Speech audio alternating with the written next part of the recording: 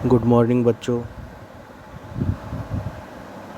MA economics के optional paper भारतीय banking व्यवस्था में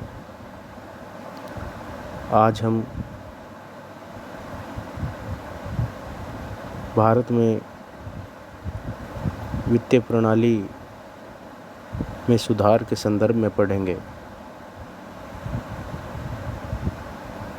इसके तहत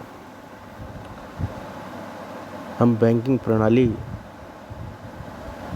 के सुधार को देखेंगे। भारत सरकार ने रिज़र्व बैंक ऑफ इंडिया के पूर्व गवर्नर श्री एम नरसिम्हम की अध्यक्षता में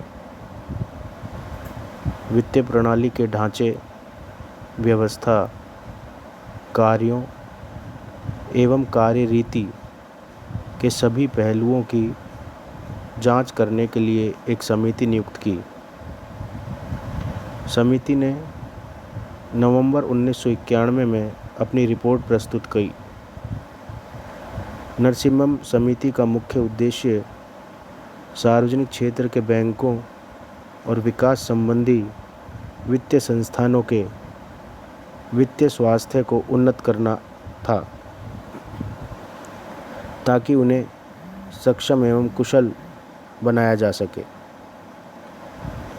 समिति की सिफारिशों का मुख्य बल बैंकिंग प्रणाली, विकास वित्त संस्थाएं, मुद्रा बाजार एवं पूंजी बाजार पर था। बैंकिंग प्रणाली की जांच के बाद इस समिति ने निम्न परिणाम प्राप्त किए। समिति ने 1969 के राष्ट्रीयकरण के पश्चात सार्वजनिक क्षेत्र के बैंकों की आश्चर्यजनक सफलता को स्वीकार किया है, किंतु इसके साथ साथ इसमें उत्पादिता एवं कुशलता में भारी गिरावट को भी देखा और परिणामतः बैंकों की लाभदायकता में भारी क्षति हुई। अर्थात बैंकों की आय उनके व्यय की तुलना में घट गई है। समिति ने इनके कारणों को दो भागों में बांटा।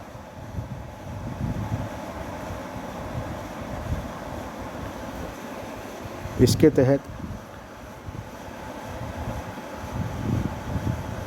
पहला भाग समष्टिगत नीति संबंधी निर्णयों से संबंधित है और दूसरा भाग आंतरिक कारणों से संबंधित है, जैसे बैंक संगठन, स्टाफ, शाखा विस्तार आदि। समष्टिगत नीति संबंधी कारकों में दो मुख्य कारण हैं। पहला, निर्देशित विनियोग, डायरेक्टेड इन्वेस्टमेंट। दूसरा, निर्देशित उधार कार्यक्रम, डायरेक्टेड क्रेडिट इन्वेस्टमेंट। निर्देशित विनियोग के तहत सांविधानिक तरलता अनुपात और नगद रिजर्व रेशो का हम अध्ययन करते हैं। पर्याप्त तरल संपत्ति को कायम रखना सुदृढ़ बैंक व्यवस्था का बुनियादी सिद्धांत है।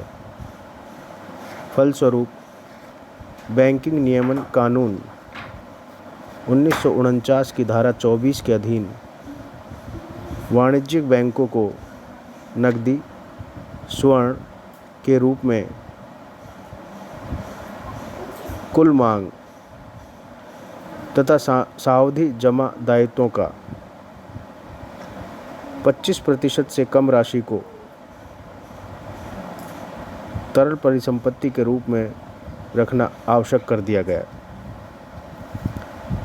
आरबीआई को अधिकार दिया गया कि वह न्यूनतम कानूनी तरलता अनुपात SLR को परिवर्तित कर सकता है।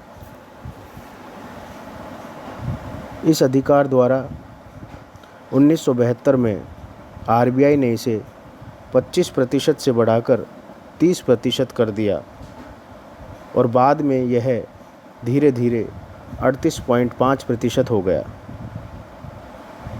इसके दो मुख्य कारण थे। इसको अर्थात SLR को बढ़ाने से बैंकों के ऋण व अग्रिम देने की क्षमता कम हो जाए।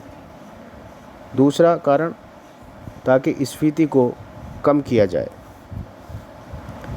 नरसिम्हम समिति ने इस ऊंचे अनुपात 38.5% वाले SLR की आलोचना की तथा कहा कि इससे बैंकों की लाभदायकता गिरी है, क्योंकि सरकारी प्रतिभूतियों पर ब्याज दर सामान्य ब्याज दर से कम होती है।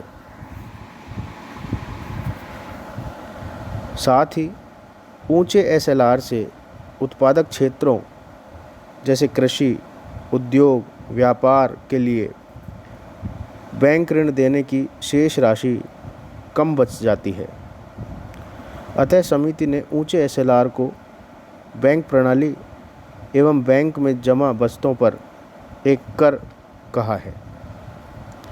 अतः समिति ने अप्रत्यक्ष रूप से यह भी स्पष्ट कर दिया कि ऊंचा SLR वित्त मंत्रालय द्वारा बंद बैंक प्रणाली के साथ एक प्रकार का धोखा था, जिसके द्वारा सरकार कानून की सहायता से कुल जमा का 38.5% अपने खर्च पूर्ति के लिए हथिया लेती थी तथा इस पर बहुत कम ब्याज देती थी, जबकि बैंकों को जमाकर्ताओं को अधिक ब्याज देना पड़ता था।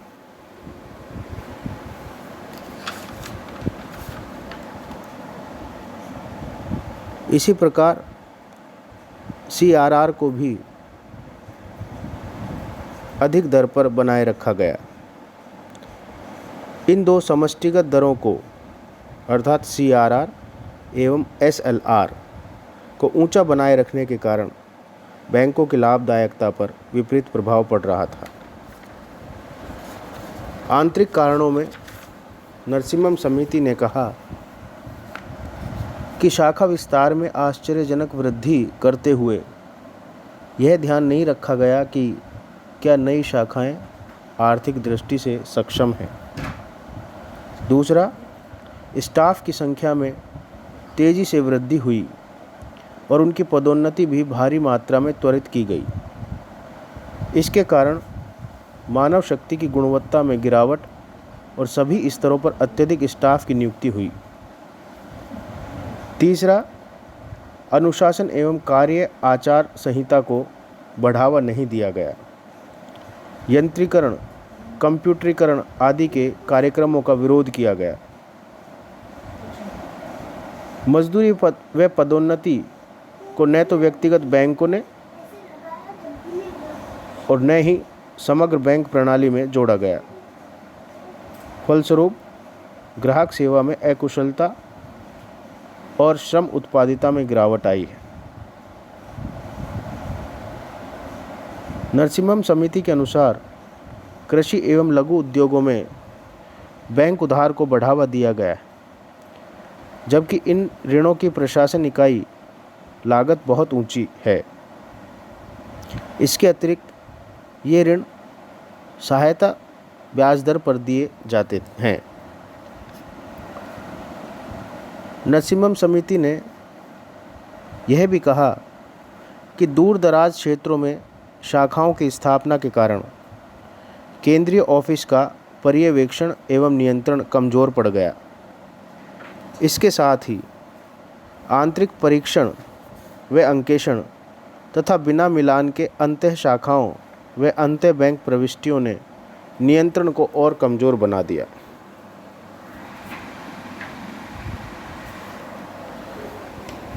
नरसिम्हम समिति ने एक और बिंदु की तरफ ध्यान दिलाया, जिसके तहत उन्होंने प्राथमिक क्षेत्र हेतु रियायती दर पर साख व्यवस्था की व्याख्या की। बैंकों के राष्ट्रीयकरण के पश्चात सरकार द्वारा बैंकों के लिए यह अनिवार्य कर दिया कि वे अपनी कुल साख का 40% प्राथमिकता प्राप्त क्षेत्र जैसे कृषि, लघु उद्योग, समाज के कमज़ोर वर्गों आधारित संरचना मूलक क्षेत्रों को वितरित करेंगे तथा इन वितरित ऋणों पर कम से कम ब्याज लेने की नीति अपनाएंगे। इन वितरित ऋणों एवं बैंकों द्वारा स्वीकृत निक्षेपों पर ब्याज दरों का निर्धारण आरबीआई द्वारा किया जाने लगा, जो केंद्र सरकार के दिशा निर्देशों के तहत प्राथमिक क्षेत्र हेतु नीची ब्याज दर पर निर्धारित करके उससे होने वाली हानि की भरपाई संगठित क्षेत्र के लिए ऊंची ब्याज दर निर्धारित करके करता था। इन कारणों से बैंकों की लाभदायकता में कमी आई, जिसे पूरा करने के लिए बैंकों ने कुछ ऐसे उपाय अपनाए जो दूरदर्शिता तथा अपारदर्शिता का पुट विद्यमान था। इस प्रकार हमने देखा कि भारत में वित्तीय प्रणाली के सुधार के लिए गठित नरसिम्हम समिति ने अपनी सिफारिश देने से पहले वित्तीय प्रणाली का अध्ययन किया और इस समिति ने इस प्रकार इस बैंकिंग प्रणाली में मौजूद खामियों को उजागर किया।